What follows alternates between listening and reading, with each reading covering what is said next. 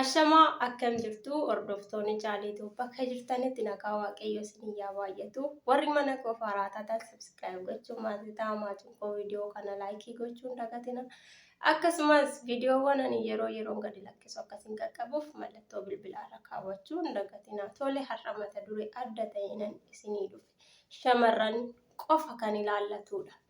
Shamarreen tokko osoo gaa'ilatti seeniin dura wantoota kana beekuu qabdi. Tarii warreen itti seentanis isin fayyaduu danda'a. Warri karaa fuulduraas immoo karaa gaa'ilaatti seenuudhaaf illee hariifachaa jirtan hedduu keessaniif ni fayyada jedhee yaada. Keessumattuu shamarran yeroo ammaa kana gara gaa'ilaatti seenuudhaaf hedduu hariifatu, bultoo godhachuudhaaf hedduu hariifatu.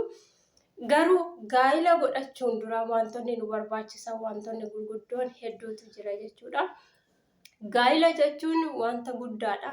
Gaa'illi kabajamanii kan itti of qabanii keessatti jiraatanidha. Haa ta'uyyuu garuu sanaan duratti immoo wantoonni nurraa eegaman wantoonni nuti raawwachuu qabnu hedduutu jira jechuudha. Yeroo tokko gaa'ilatti namoonni kan seenan karaalee garaagaraatiin gara gaa'ilaatti seenamuu jira. Fakkeenyaaf baroota darban keessatti namni dirqamaan gaa'ilaatti seenuu danda'a. Butiidhaan seenuu dirqama inni jennu butii sana yoo ta'u immoo fedhii giffitii maatii keenyatiin gara gaa'ilaatti seenuu dandeenya. Otoo hin jaalatin wantoota garaagaraatiin itti seenamuu ni danda'a.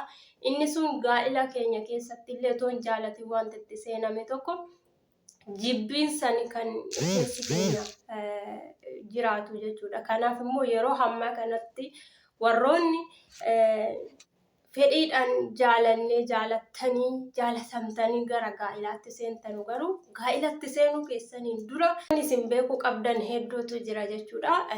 Isaan keessaa kan nuti beekuu qabnu shamarreen tokko gara gaa'ilaatti seenuun dura of qopheessuu qabdu. Of qopheessuu jechuun gaa'ilatti gaafa seentu gaafa mana maatiin ishii keessa jiraattu maatiin ishii mana isaanii muluu qabanii jiraatu. Mana isaanii hunda danda'anii jiraatu jechuudha. Harmeen ishii waa hunda baattee jiraatti mana sana keessatti jechuudha. Gara gaa'ilaatti gaafa seentu intalli sun yookiin mucayyoon sunis ba'aa harmeen sun mana isaanii keessatti baatte san akka baachuu dandeessu duraan dursitee of qopheessu sammuu ishii amansiisutu ishiirra jira jechuudha. Sanatti taane immoo bitamuu dhiisuu qabdi. Isa duraan dursitee ani sanaaf qophiidhaa jettee of amansiisuu danda'uu qabdi. Bitamuu dhiisuu gaafa jennu dhiirti tokko shamarree tokko gaafa fuudhe yookiin gara gaa'ilaatti harka isaa keessatti erga galfateen boodaa fi gaa'ilaan duratti wantoonni jiran garaagarummaa hedduu qabu. Dhiironni fakkeenya osoo gaa'ilaatti hin seeniin dura jaalallee isaanii yookiin shamarree tokko sirriitti kunuunfatu, sirriitti jaalatu, akka waan addaatti ishii ilaalu. Garuu gaafa harka isaanii keessa seente immoo fedhiiwwan isaan dura qabanii fi isaan booda qaban garaagarummaa hedduu qabu jechuudha.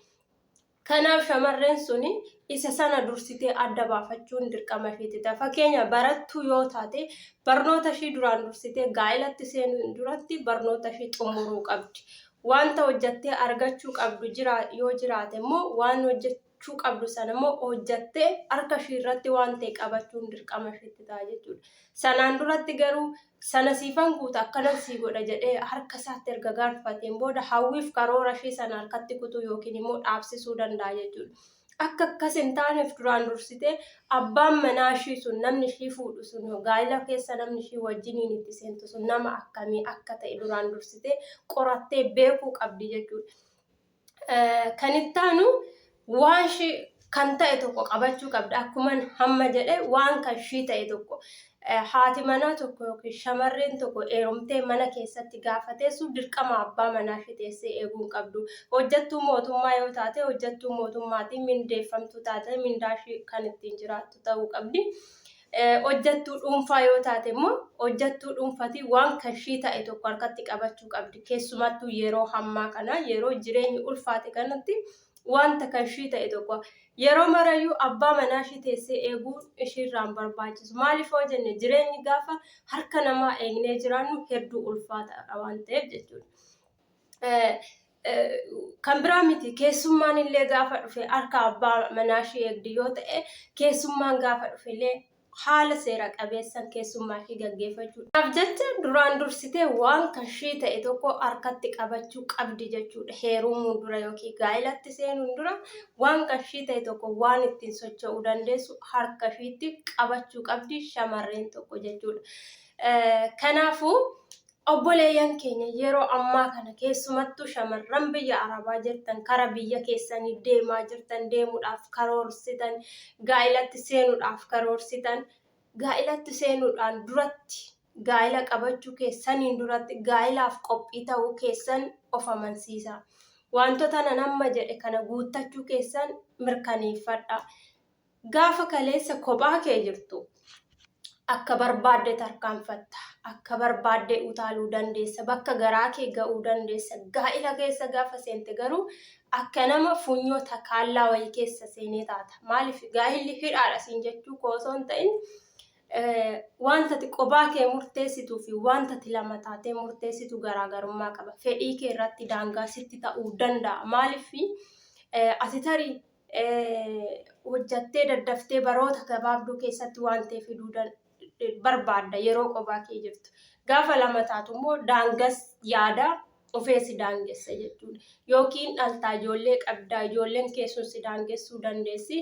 Yookiin yaadni abbaa manaa keetii isa biratti yaadni kee fudhatamuu dhiisuu danda'a si daangessuu danda'a. Kanaaf jecha gaafa kophaa kee jirtuu fi gaafa gaa'ila keessatti seente wanta argachuu qabdu walqixa siif hin deemu jechuudha.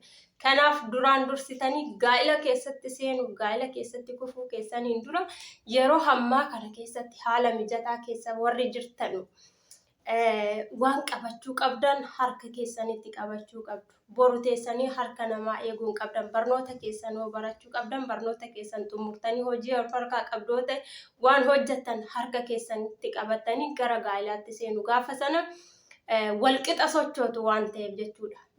Miizanni gaafa walqixa meeshaarra kaan walqixa madaala jechuudha. Akka abbaa manaa keessa wajjin walqixa madaaltanitti yookiin immoo wanta inni raawwate kamiyyuu raawwachuu akka dandeessanitti of amansiistanii waan qabattanii gara gaa'ilaatti seenuudha malee callistanii osoo waa'ee gaa'ilaa hin beekin gaa'ilatti seenuun namni gaa'ilatti seenuudhaaf dirqama gaa'ilatti seenuun isin irraan eegamu jechuudha. Shamarran biyya kana Arabaarra gara biyya Arabaatti galtanii yeroo ammoo hedduun hin galuu hin heerumuu hedduun hin galuu hin heerumuu gara biyya Arabaatti deebi'u jechuudha. Kuni kan ta'amu dirqamaanii miti waan ta'eef jaalalaan fedhiidha waan ta'eef isa kana beektanii murteessitanii of dandeessanii of geessanii gara gaa'ilaatti seenuun isin irraa barbaachisa. Ergaa koo sar'aatii galatooma isiniin jaalladha.